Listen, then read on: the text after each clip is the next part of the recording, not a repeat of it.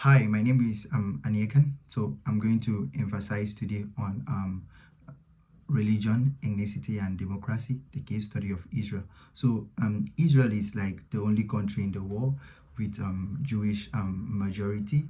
So population and population like describe itself as Jewish and democratic states. So many Jewish or Jews, I would say, have come to Israel like from the Middle East and North African. So Central Asia, Northern America and Latin America, resulting a diversified or like I would say diverse Jewish population. So today, Jewish population is comprised of some set of Holocaust survivors, their descendants, and Jews who escape anti-Semitism. So we also see that Israel religion is Judaism.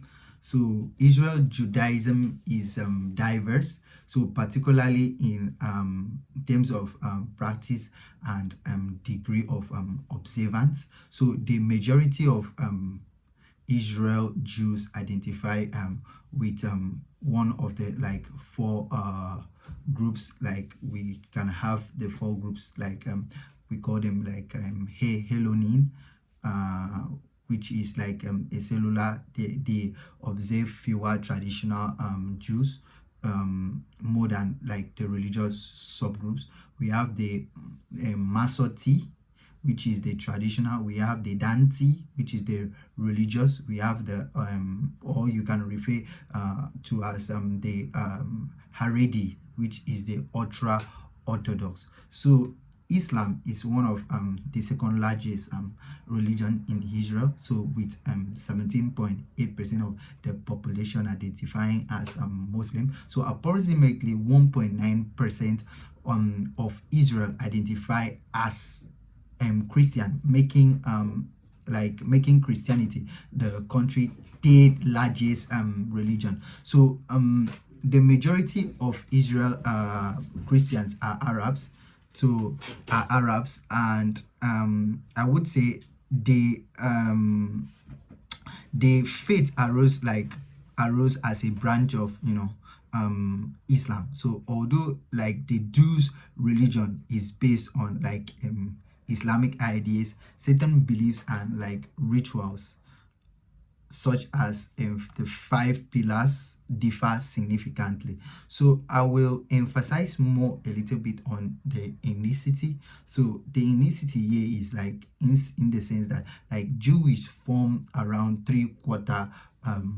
quarters of Israel total population. So we see that Arabs constitute more than one fifth of the population. So the vast majority of whom are Palestinians from like Sunni Muslims, so or Christian communities. So the Druze and other ethnic Arabs who do not really identify themselves as Palestinians constitute a small portion of the population. So since 1974, the entire globe has swept by a democratic wave after the fall of communism. So the fall of the Soviet Union, and the freedom of the Eastern Europe in the I would say in the 90s, like this was very more apparent. So we can also see that the majority of these democracy are racially or nationally divided countries and are profoundly like I would say they have more of direct democracy, representative democracy, constitutional democracy, and monetary democracy. So the contemporary like taxonomy of democracy is like lacking one form of democracy. So this category is known as ethnic democracy, which like is being described and is being separated from others. I will also emphasize on my final point, which is democracy. So democracy, according to, like, I would cite, according to the economics 2019 global index. So Israel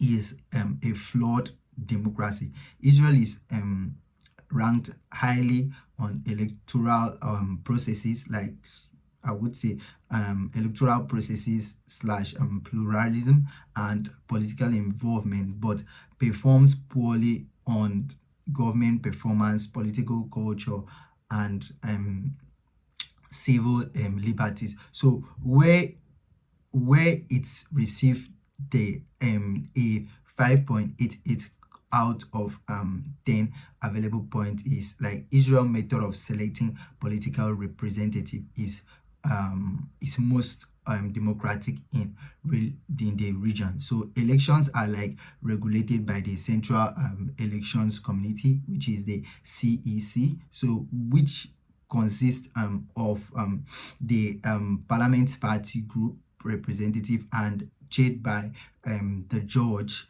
of the Israeli Supreme Court. So there are varieties of parliamentary parties, encompasses practically the whole spectrum of Israel political thought, from Jewish nationalists to Israel Arabs. So the fact that Israel voting system is potentially overly democratic is which is a very significant use. So I would also emphasize more on the current seats we can see in the like parliamentary party groups. So it can be like 120 seats. So that's the end of my presentation about this topic. Thank you very much.